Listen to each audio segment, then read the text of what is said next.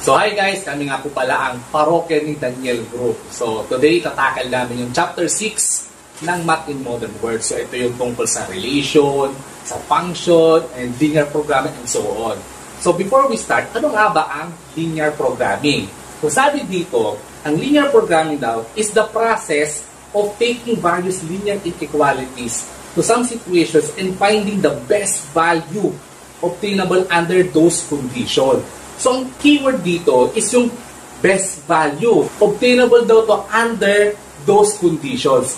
Ano yung mga conditions na sinasabi dito? So, in real life, ito yung mga inequalities like yung time, diba? Yung material, yung labor. Kasi hindi naman sa lahat ng pagkakataon, hindi sa lahat ng oras, na kumpleto yung materialis mo or kumpleto yung labor mo. Minsan, diba? Sapat ka sa oras, pero onti yung materyales. So, ano naman ang relation? Ang sabi dito, ang relations daw is a set of ordered pairs. So, pares. Okay, yung relation natin ay laging X and Y. At tama ba na magiging X mo muna siya bago ka magtanong ng Y? Diba? At tama ba na sa totoong mundo, ha? Diba? Ang relationship, hindi magpapunction ng maayos kung ikaw ay may kaagaw. Diba? Meron ba dito ng masaya na may kaagaw siya? Yung tipong, oy, sis, boyfriend ko nga pala. Ah, boyfriend mo rin? Good days appear. May gano'n? Diba? Wala naman. So, magbigay tayo ng example. Na? For example, set A natin. So, magpa-function ba siya? Paano natin malaman kung function siya? Diba? So, laging merong set A, ay meron tayong X lagi, which is ang tawag din natin dito is domain. Okay? Domain din ang tawag natin dyan. At dito naman ay yung range. Okay? Nakikita ba? Ayan. So, range. So, ano yung domain natin? Ang domain natin ay yung lagi nauuna. So, yung D. So, si D. Okay? Ang next naman natin, dahil nandito naman na si D, hindi na natin siya ulit ilalagay. Okay? So, yung next naman natin dito, sa ating range naman, ito naman to pangalawa. So, yung K. Ang pagkatapos naman ng K, yung next naman, yung A. Okay? So, tama ba? Diba? So, D, Daniel Padilla and Catherine Bernardo. Okay? So, any relation po sa totoong tao, diba, place or events are purely coincidental. Okay? So, wala po tayong pinapatamaan dyan. So, dito, pag nag-match si D and K, diba, Daniel and Cat, ito yung tinatawag natin na function. Function to. Kasi isa lang ang pares eh. Kaya lang, dito sa ating sample, meron siyang kasama pa. Si Daniel at si Andrea Brillantes. Okay? So, function pa ba yan? Hindi na. Okay? At dito natin makikita, okay, na hindi lahat ng relations ay function. Pero, lahat ng function ay relations. Okay? Now, there are 4 ways of representing relations daw. Ano-ano itong mga to? So, meron tayong ordered pairs, diba? Ito yung sinample natin dito. Next, yung table, diba? Very familiar, NE, okay? Sino dito yung mga hindi pa nakaka-recover? Next naman natin, graph. Okay? And yung mapping diagram. So, may input and output tayo. Alright? Now, ipapaliwanag naman natin dito yung iba't ibang klase ng relation. So, meron ding 4. Unang-una dito is yung reflexive relation. Ano ba ang makukuha nating dito? Clue para masabi nating reflexive relation. Ang sabi dito, it is reflexive if every element in a set is related to itself. Okay, so mabigay tayo ng example, no? Sabihin na lang natin yung set A natin ulit. Set A. Okay? Tapos, ang relation daw natin, okay, ang tanong ko, reflexive ba yan? Ha? And the answer is, hindi. Okay? Bakit? Tandaan natin, sa set A natin, meron tayo ditong 1, may 2 tayo, 3 and 4. So, andito nga si 1. Okay, check. Andito rin si 3. Check. Andito si 4. Okay. Nasaan si 2? Nawawala si 2. So, hindi natin siya matatawag na reflexive. Alright? So, gawa pa tayo ng isa pang example, no? Sabihin na lang natin, okay, set B. Set B natin. Okay. Tapos yung relation daw natin, okay. So, reflexive ba yan? Gets naman na natin, napakadali. Reflexive. Alright? Dahil meron tayong A, check. Meron tayong B, check. C, okay. And yung D natin. So, yun po yung tinatawag natin na reflexive. Next naman tayo dito sa ating Symmetric. Okay. Ano naman yung clues na makukuha natin pag sinabi natin symmetric? Ang sabi dito, if A is related to B, okay, related daw. Yung A at yung B, related siya. Then B must also be related to A. Okay? Hindi pwedeng related nga si A sa kay B, tapos si B di daw related kay A. Ano nangyari yun? Diba? So, bigay tayo ng example. So, sabi dito, meron tayo si set M. Okay. Tapos, yung relation naman dito, ang sabi, okay. So, ang tanong ko, tingin nyo ba, ito ay symmetric? And the answer is, hindi siya symmetric. Bakit? Okay. Dahil nawawala si 3-2. Diba? Pansinin mo, andito si 1-3, ay si 1-2. Diba? 1-3. Andito si 2-3.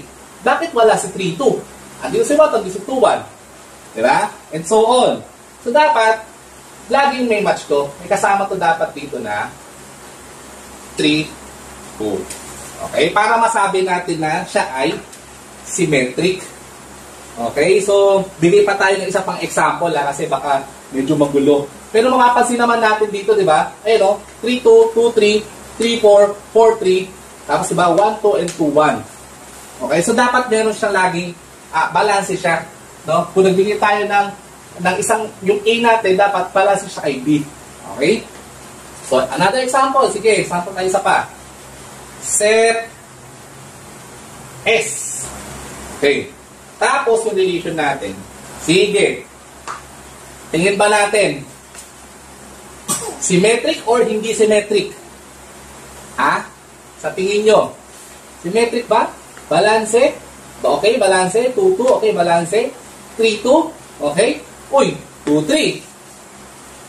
Kaya lang, wala tayong 2-1. Ayan. So, ito yung missing. Wala tayong 2-1. So, hindi siya symmetric. Okay? So, paano natin masasabing symmetric? Ito. 1-1, 2-2. Yan. Pag yun, ito lang ang dalawa, symmetric na yun. Pag nandito si 1 at nandiyan si 2-1, symmetric yun. Okay? So, let's move on. Anti-symmetric. Okay, so ano naman to si anti-symmetric? So kabaliktaran na siya ni symmetric. Ano naman ito? Sabi dito, okay, gumawa na ako ng mas madali natin maintindihan. Kabaliktaran siya ni symmetric, bawal ang baliktarang pairs. Okay, pero pwede yung same value. For example, yung 2-2.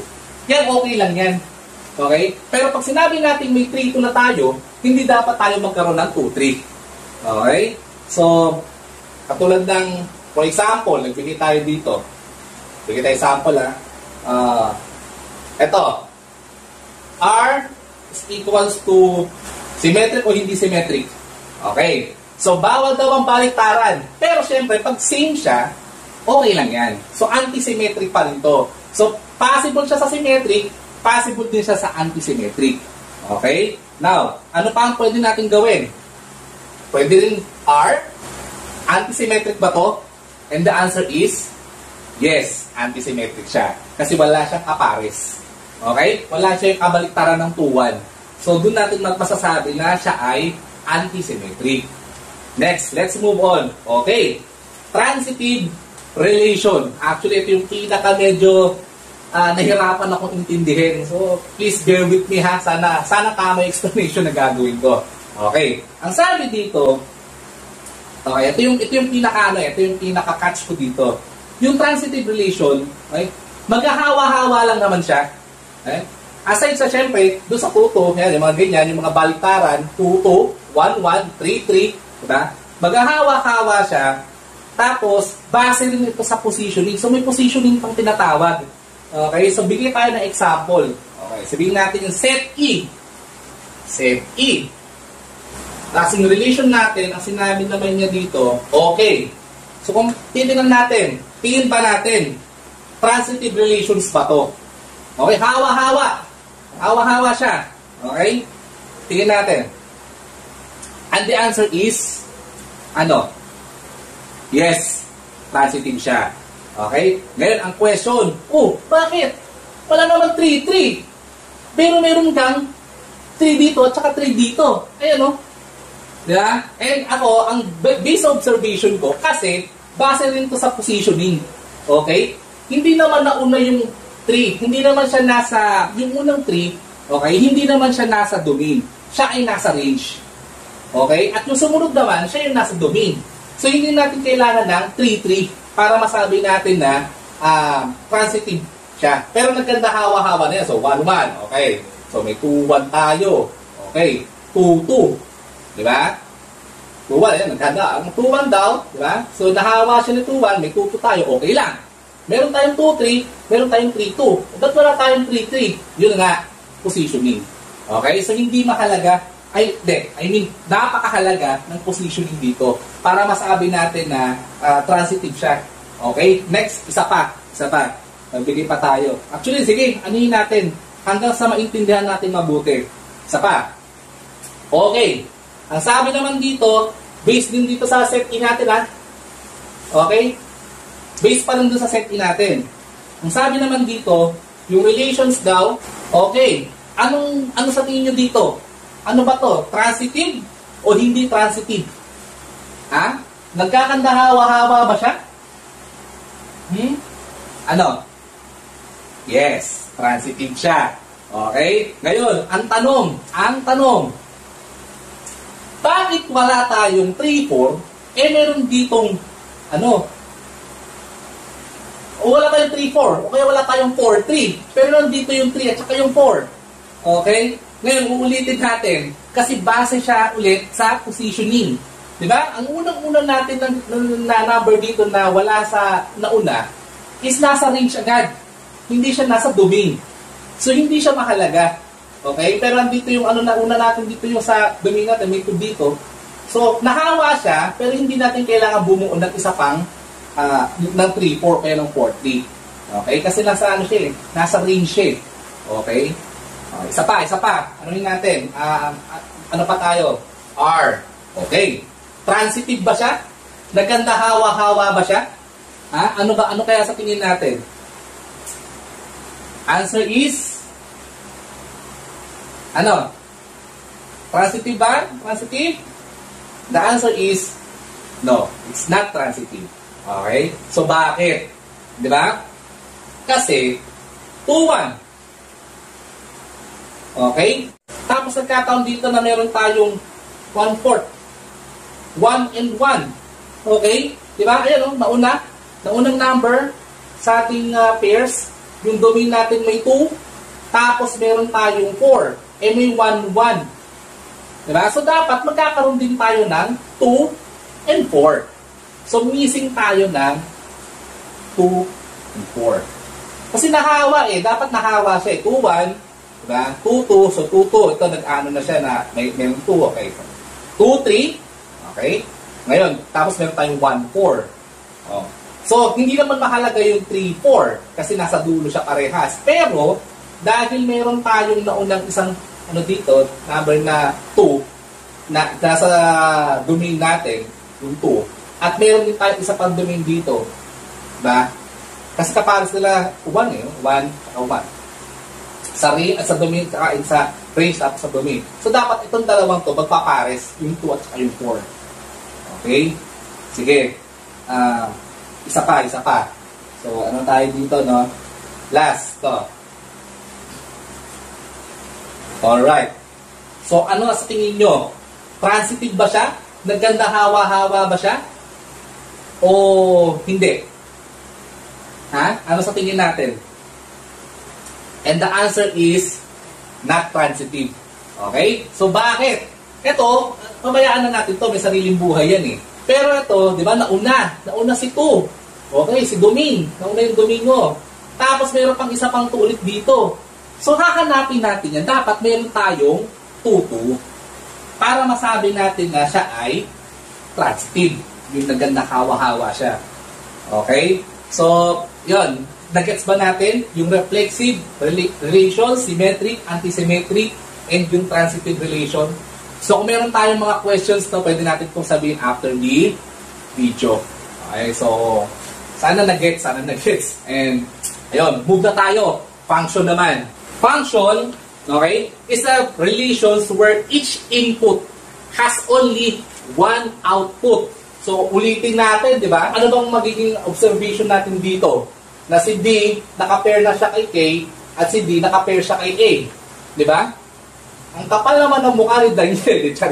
So, dito, masasabi natin, hindi siya function. Okay? Kasi meron, iba-iba siya ng output eh. Dapat, iisa lang yung output. Okay? Isa lang yung lagi ang magiging output para masabi natin siyang function. Alright. So, bigay tayo ng example. Bigay tayo ng example. Diba? In real life. So, meron tayong SIM card, tumawag tayo, okay? And ang rate na tong SIM card na to, sabihin natin, naka-globe tayo. Globe. In every 1 minute, 1 minute is equals to 6 pesos and 70 cents. Okay? So dito, kahit na anong maging minutes mo, for example, nag 2 minutes ka, okay? Saka 2 minutes ka, dapat ang magiging resulta pa rin ng inyong bill is 13.40. Diba? Times 2. Okay? So, iisa lang talaga ang output. Regardless pa, kahit na nag-iba pa siya ng input, nag-iba pa siya ng nilagay. So, hindi 2 minutes. Ang nilagay niya, 6 minutes or 36 minutes. Dapat ang magiging presyo pa rin natin is 241.20. So, i-multiply din natin siya by 26. Ayan. So, dun pumapasok yung function. Okay? So, hindi ka pwedeng magbayad ng sobra. Kaya iisa lang yung output. Bigas. 50 pesos per kilo. Okay? So, yung 2 kilos mo, hindi siya pwedeng maging 105. Hindi siya pwedeng maging 120. Ang sagot lang doon is 100 lang din. Okay? Doon na pumapasok yung function. Okay? So, yung function naman natin na to, meron tong symbol. Yung pinaka-basic na symbol ni function. Function of x. Okay? Or in other words, siya ay si y. Okay? Siya si y. Ito siya. Yan. Yan. Function. Okay? Now, there are 4 ways to describe yung function. Paano natin ma-describe yung function? So, unang-una, syempre, number 1, verbally. Okay? So, through words. Diba? I-describe natin siya through words.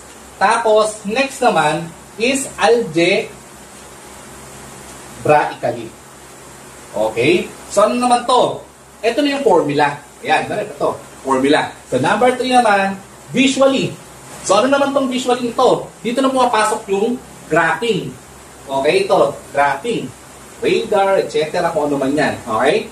Next naman natin, number 4, is numerically. Ano naman itong numerically na to? Ayan na naman siya. Si table. Okay? Yung terror table na yan. Okay. So, ano tayo? Magbigay tayo ng example. Paano natin masosolve si function? So, sabihin na lang natin na si function, marami to eh. Iba-iba siya. Minsan, yung function of x natin, iba-iba siya. Depende siya sa kung ano yung hinahanap natin. So, minsan, si function of x, di ba, is equals to x squared. Minsan, si function of x is equals to 2x plus 3. Okay? So, iba-iba yan. Depende. Pero, makikita natin dito na kada input natin, mag-iiba-iba siya ng solution. Mag-iiba-iba siya ng sagot pala, I mean. Okay? So, magbigay tayo ng example. Kunwari, ito, sana makita pa dyan. X and Y. Okay? So, domain and range. Or, si fx. Okay? Ganun lang siya. Next. Yun yung binigay nating x. So, ang gagawin lang naman natin ito para ma-solve natin siya. Sabihin na lang natin ang pinili natin equation is ito. Okay? Yung 2x plus 3. So, anong mangyayari? Number 1 muna tayo. So, 2x plus 3. Mangyari dito, 2 times negative 2. Una-muna. Plus 3. Ang next naman natin dito, di ba? 2 minus 2, 0 plus 3. Then the answer is 3. Okay, so yung sagot natin sa unang-una dito is 3. Next, ang gagawin naman natin is negative 1. Okay, negative 1 naman. So, ano mangyayari? So, 2 times negative 1 plus 3. Okay, dito na tayo sa pangalawa na to ano mangyayari? So, 1, sagot dito, plus 3 is equals to, 2. 4. Huh? Yeah. Ay, di, minultiply pala natin. Sorry. Sorry, mali ako Mali pala. Okay. So, sorry. Sasabi ko kasi, major in fine arts po, pasensya na. Okay, papalusot pa, no? So, dito pala sa una, mali. 2 times negative 2. Saan ba nanggaling yun? 2 times negative 2. So, ang sagot natin pala dito is negative 4. Ayan. So, negative 4 plus 3, ang pasok natin dito is negative 1. Tapos kung ano tinuturo ni kay Rayleigh, no? Okay. So, negative 1. Yung sagot naman natin dito, 2 times negative 1, diba? E di negative 2. Negative 2. Okay. So, negative 2 plus 3, ang sagot natin is positive 1. Okay. Next naman natin, ito, yung 0. So, ito tayo may kita ba? Ito, okay. Okay, so ang sinusundan pa rin natin dito yung 2x plus 3, ha? Ito yung sinusundan natin. Okay. So, ang sagot dito, 2 times 0, 0 plus 3. So, ang sagot natin dito is 3. Okay. Then, next naman, yung 1. Ang sagot natin, 2 times 1, 2 plus 3. Siyempre, 5. So, 5. Next, 2. So, ang sagot natin dito, 4 plus 3 is equals to 7. Okay. Ngayon, papasok naman natin to doon sa ating, paano natin siya malalaman sa graph. Sa graph naman natin siya. Yung x natin, yung y natin. Dulo po talaga, sorry ha. Okay. So, sabihin natin dito is, 1, 2, 3, 4, 5, 6, 7, 8. 8. Okay. So, sabi dito, 2, 1. So, ano na to? Ano mangyayari sa kanya dito? Pairs na siya. Negative 2, 1. Okay, paras muna natin. Next natin, negative 1, 1. Okay, ngayon, i-graph na natin siya. Lagi natin uunahin, si x. Okay, o yung ating tinatawag na domain. Okay, so negative 2 daw sa x natin, negative 2. So, dito yung negative, ito yung negative 2. Okay, tapos 1. Ito yung plus 1 natin sa x. So, dito siya.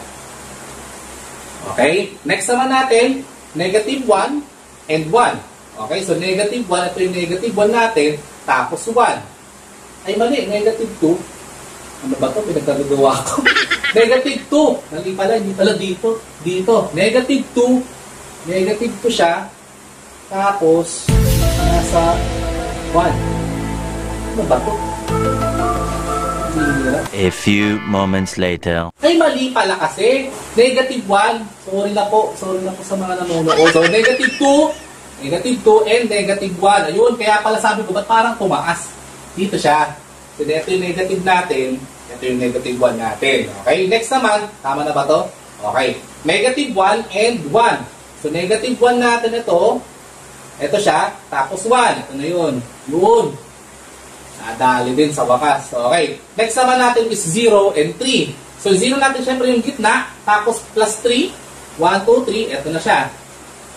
Okay. Next naman. Okay. 1 and 5. So, sa x natin 1. Ito daw yung 1. Tapos 5. So, 1, 2, 3, 4, 5. Ito naman siya. Ito na. Alright? Next naman natin is 2 and 7. So, 2. 1, 2. Tapos 7. Ito yung 7 natin. Ito na siya. Okay, yung mapansin natin, straight siya. Okay. Yan. So, sensya na. Medyo dito ako nagulo. Okay, ba kasi pinagagawa ko. Okay. So, ito na po yung discussion ko. Relations and functions, no?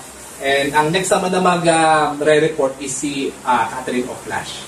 So, thank you. Good day, everyone. My name is Catherine Joy of Flash, and I'm going to discuss the discrete and continuous function. The second one is the piecewise function, and third is the vertical line test. So we're going to start the discrete and continuous function. When we were in a senior high school level, I think grade 11 yata tayo nun, may subject tayo na general mathematics na kung saan tinuro na sa atin yung mga iba't ibang function. So, yung discrete and continuous function, madali lang siyang ma-identify kung discrete ba siya or continuous ba siya. Yung function can be either discrete and continuous function. Yung discrete function and continuous function, these are the two types of quantitative variable wherein the discrete function, ito yung mga bagay na nabibilang. While yung continuous function, kapag sinabi natin continuous, ito naman yung mga name-measure. Ito yung mga measurable amount. Kaya tinatawag siya madalas na infinite. While yung discrete function naman, nagiging finite siya since nabibilang nga yung mga bagay or na mga bagay na meron tayo. May mga hinanda akong question or given, 4 na given na kung saan i-identify lang natin yung bawat given kung discrete function ba siya or continuous function. So, yung number 1, the number of patients in a hospital. Since hinahanap dito sa number 1 is number of patient, kung ilan yung mga pasyente sa hospital. Magiging discrete function siya kasi nga number siya, which is nabibilang mo kung ilan yung mga pasyente doon sa hospital na yon. Number 2 is the population of country.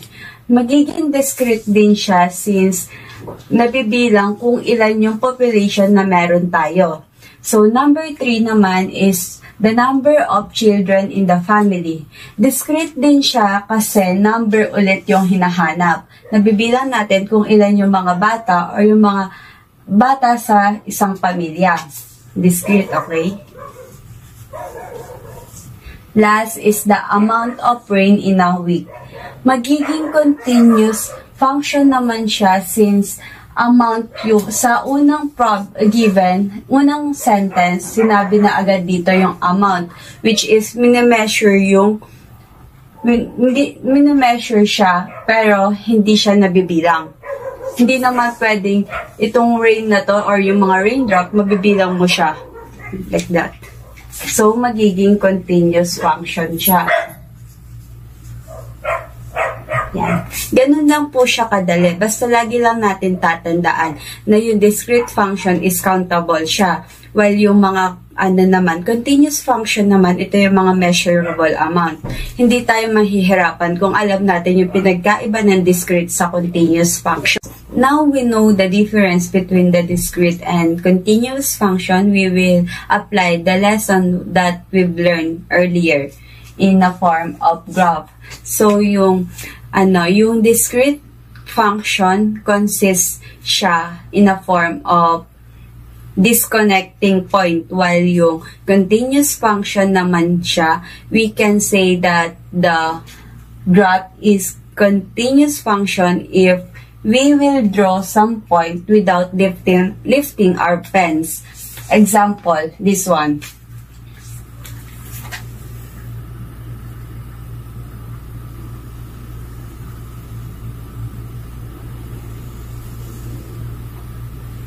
This one. Magiging continuous function siya.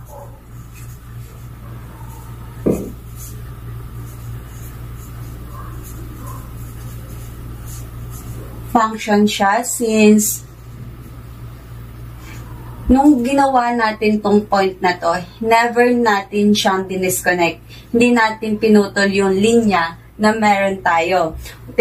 Kung titignan natin yung pinagkaiba ng discrete sa continuous function. Itong example ng discrete function, every point is not connected. Kung titignan natin, disconnected lahat sila, hindi sila magkakadugtong, pero magkakatabi sila. Tapos, pagdating naman dito sa continuous function, tuloy-tuloy yung point niya. Hindi natin siya hinahati or pinuputol. Ayun yung pinagkaiba ng discrete sa continuous function kapag sa graph. Ganun lang po siya kadali. Lagi natin tatandaan na yung discrete function pagdating sa graph, disconnected point siya. So, since natapos naman po natin yung discrete and continuous function, yung tatalakayin naman natin ngayon is about piecewise defined function.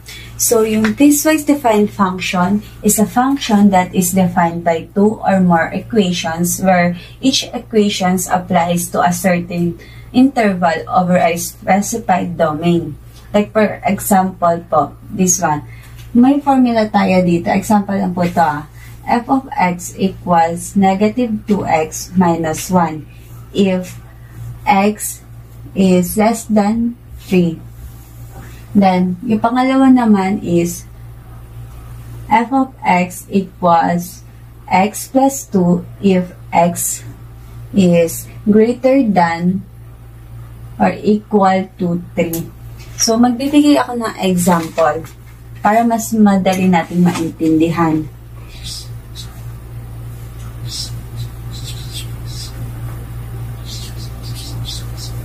Ang hahanapin po natin is yung, positive to positive, yan.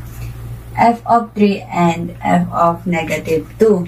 Para makuha natin, ay gagamitin natin tong negative 2x plus 1 if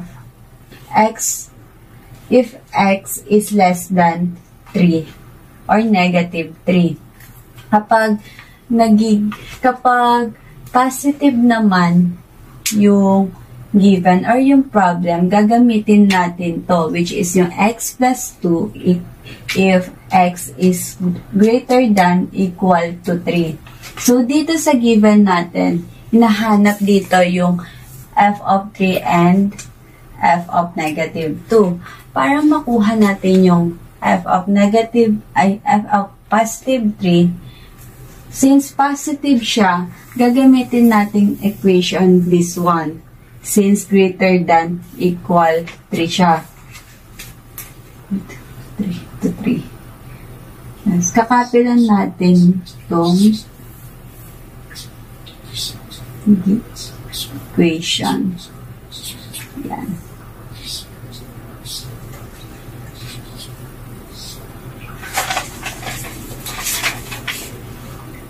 Since x is equal to 3, then f of x minus 3. Kaya naging 3 siya, pinalitan ko lang itong x na to na 3. Then, ipa-plus naman natin yung 2. Tapos, next step naman is kakopy uli natin. F of 3 equals, pagpa-plus na natin yung 3 sa 2. 3 plus 2 equals 5. So, yung sagot dito, nung hinanap natin yung P of 3 is 5. Doon naman tayo sa pangalawa. Since negative 2 siya, gagamitin naman natin is itong nauna, itong una, negative 2x minus 1 if x is less than or negative 3. So, ikakopy ko lang muna.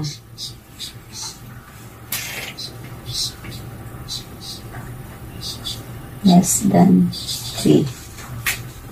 Since x of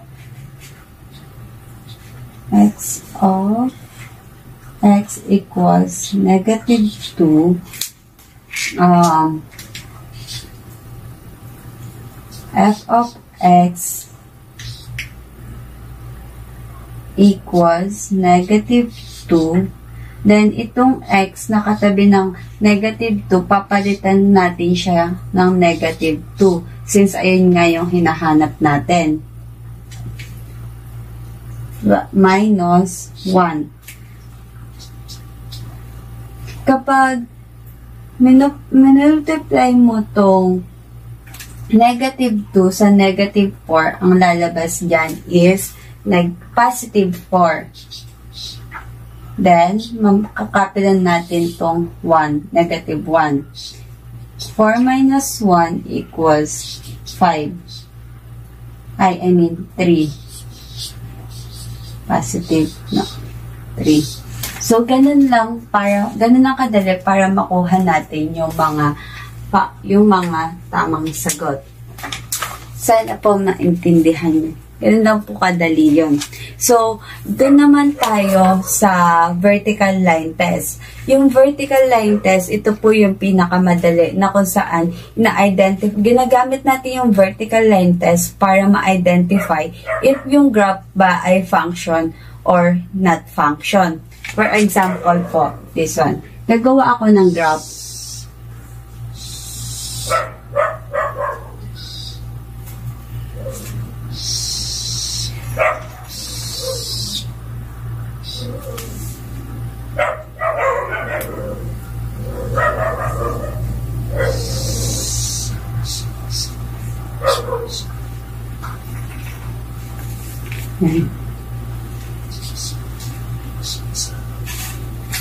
I-identify lang natin to kung function ba siya or not function. Itong ginawa kong example, magiging function siya since yung point niya hindi umuulit. Yung vertical line niya hindi umuulit. Like this one. Kung talagyan natin linya or palatandaan, like this. Diba? Wala tayong nakitang umulit na point. Kaya magiging function siya. Example naman ng not function like this one.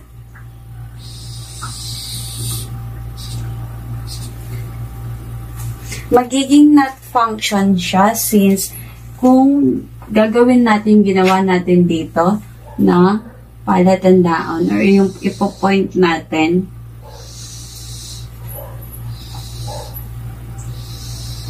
kung mapapansin nyo, kung ginanto natin siya,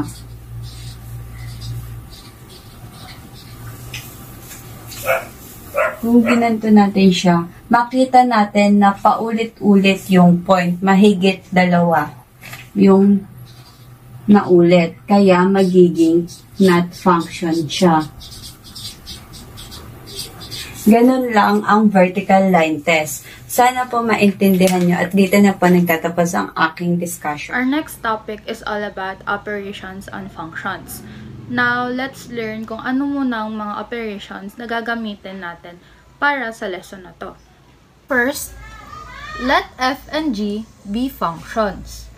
So, in their sum, the function is defined by f plus g of x, which is also the same as f of x plus g of x. For their difference naman, the function defined is f minus g of x, which is also similar to f of x minus g of x. For multiplication, it is the function defined by f times g of x, which is also the same as f of x times g of x. And last is the division. It is the function defined by f over g of x, which is also the same as f of x over g of x, or f of x divided by g of x. Ito po yung apat na operations na gagamitin natin sa lesson na ito. So let's have an example. Here is our first example. Ang given natin sa f of x is x squared plus 2x plus 1. And ang given naman natin sa g of x is 2x minus 5. Dito, magkakaroon tayo ng substitution.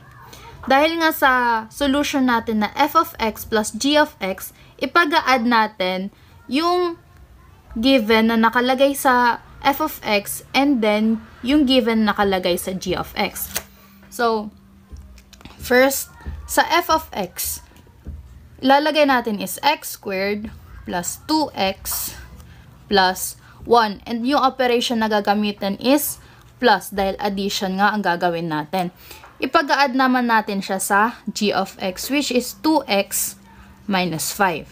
So, para makuha natin yung sagot, first is we need to get the like numbers.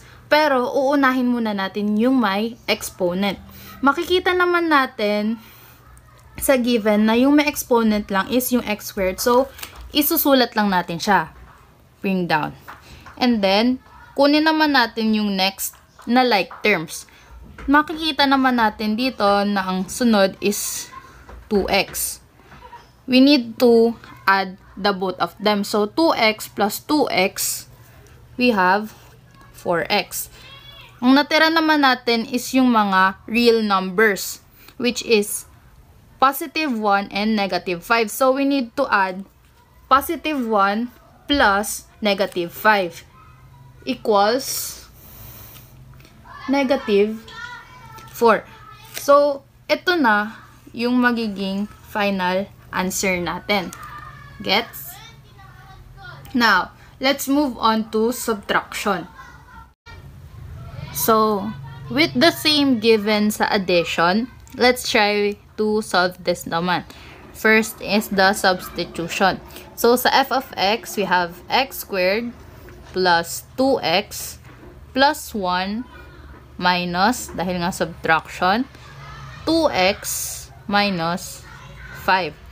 So, first, same sa addition, let's look for the like terms ng may exponent. So, bring down x squared, and then we need to subtract the next like terms, which is 2x and 2x. So, 2x minus 2x is equal 0. So, no need na ilagay na natin siya sa baba. And then, the next one is positive 1 minus negative 5. So, positive 1 minus negative 5 is equals to positive 6. So, eto na ang kanyang final answer. Gets? So, for our third example, we have is for multiplication with new given functions. So, sa f of x, we have x plus 3, and then sa g of x, we have 2x minus 7. Now, same sa addition and subtraction, we will have substitution. So, for f of x, we have x plus 3 multiplied by g of x, which is 2x minus 7. Dahil meron tayong dalawang binomials, we will use the FOIL method. First is we have x times 2x, we have 2x squared. And then, outer, we have x times negative 7, we have negative 7x. For the inner, we have 3 times 2x, we have positive 6x. And for the last, we have 3 times negative 7, we have negative 21. So here, ipagko-combine natin yung like terms. Meron tayong negative 7x and then positive 6x. So, ang magiging sagot niya is 2x squared. And then, negative 7x plus 6x, we will have negative x, and then, copy negative 21. And this will be our answer. Now, nandito na tayo sa last example, which is for division. Now, substitute natin siya sa f of x, which is x squared, plus 5x plus 4 divided by g of x, which is x squared plus 2x minus 8. Makikita sa example na meron tayong trinomial. So, para makuha natin yung sagot is we need to factor them. So, sa numerator muna, we have, wait lang, masyado maliit. We need to factor them out. So, sa numerator, ang una natin is x squared. So, ang ilalagay natin dito is x. And then, x. And then, we need to factor positive 4 na dapat yung sagot niya is magiging positive 5. So, pwede nating ilagay is positive 4 and positive 1. Kasi kapag pinag-add mo silang dalawa, ang sagot is magiging positive 5. Now, let's move on naman sa denominator. Ifa-factor out din natin sila. So, our first number is x squared. So, magiging x and x dito. And then, our number here is negative 8. So, kailangan natin mag-isip ng dalawang number na kapag minultiply natin is same sa positive 2. Ang pwede nating ilagay is positive 4 times negative 2. Kasi yung magiging sagot nila is negative 8. Or pag pinag-plus naman natin silang dalawa, ang magiging sagot is positive 2. So, lalagay natin positive 4, then negative 2. Makikita sa numerator and denominator na common si x plus 4. So, pwede na natin silang i-factor out. And then, yung magiging sagot natin is x plus 1 over x minus 2. Yan. Tapos na tayo sa operations on functions. In this part of the video ay meron tayong bagong topic, which is ituturo ko sa inyo kung paano makakapag-solve ng composition of function. First, let's define it. So, if a function is substituted to all variables in another function, you are performing a composition of function to create another function. So, in symbol, we have f composed of g of x is equivalent lang din kay f of g of x. So, na kung saan yung g of x ay i-input natin kay f of x to create another function. So, let's have our first example. So, nandito tayo sa first example natin sa composition of functions. Meron tayong given sa f of x na x squared plus 5x plus 6. And sa g of x naman natin is x plus 2. So, what if yung hinahanap natin is f composed with g of x? So, katulad nga sa sinabi kanina, f composed of g of x is equal lang din sa f of g of x. So, magiging ganito siya. Of x.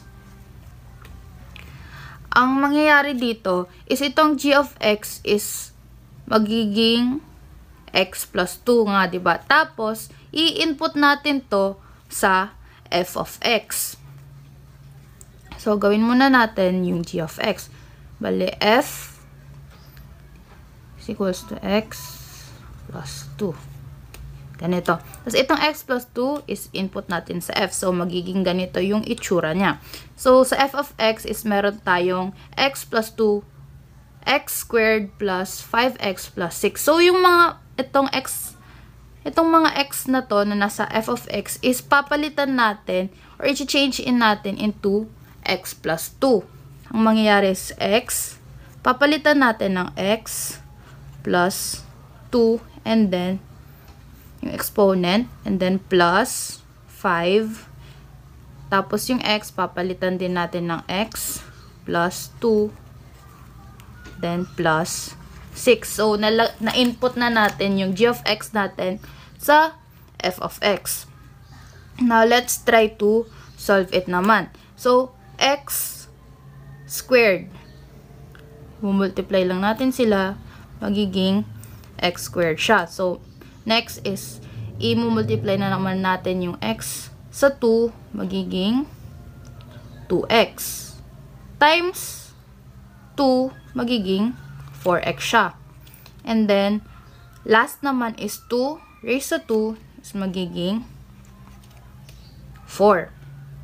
Pero kung gusto nyo ng mas madaling version, pwede mo silang ipaghiwalay katulad ng pwede mo silang gawing binomial. I mean, x plus 2, x plus 2. Tapos, pwede nyo silang gamitan ng FOIL method. Which is, yung sagot is magiging similar lang din dito. Then, move tayo sa kabila.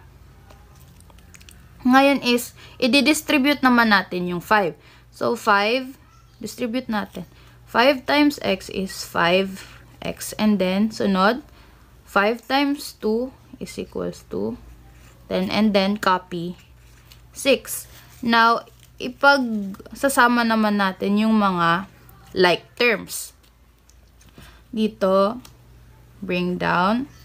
And then, next is yung 4x and 5x. Bali, 4x plus 5x, 9x. And then, next is 4 plus 10 is 14 plus 6 is 20. And then, andito na yung final answer natin. Okay, so, here is another example. What if yung hinahanap naman is f composed of g of 4? Napapansin natin na yung x dito, x value dito is nalagyan na ng another value which is 4. So, yung katulad nga ng sinabi kanina, ang f of g composed of x is ito ang solution niya. So, mapapalitan lang siya ng f, g. Yung value niya sa loob is magiging 4. And then, ganyan na siya. So, dahil nga may value na sa loob, need nating i-input itong 4 dito sa g of x. Bale, itong x is mapapalitan ng 4. Ganito natin siya gagawin. Bale, x is papalitan natin ng 4.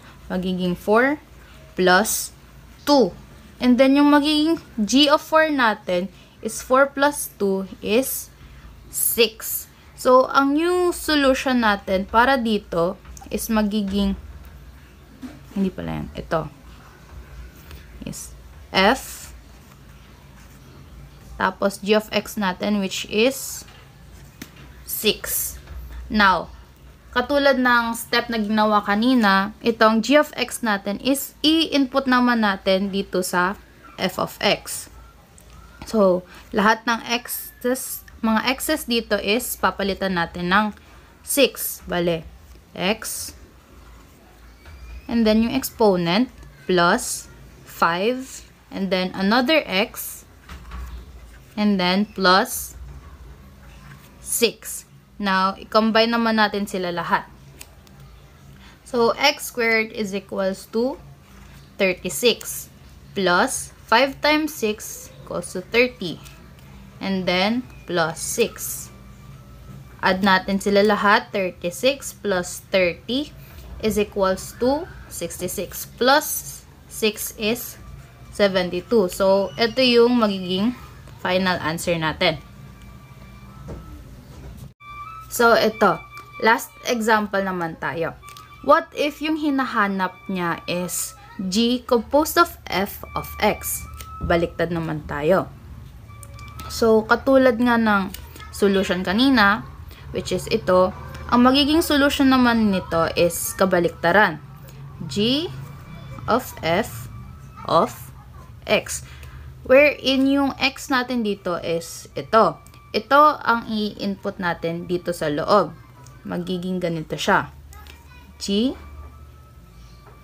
of x squared plus 5x plus 6.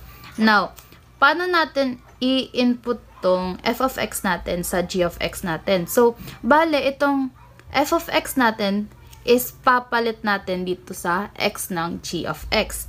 Magiging ganitong itsura niya. X squared plus 5x plus 6 and then meron tayong plus 2. Now is i-combine lang natin sila lahat. X squared plus 5x and then 6 plus 2 is equals to positive 8. So ito na yung magiging final answer natin.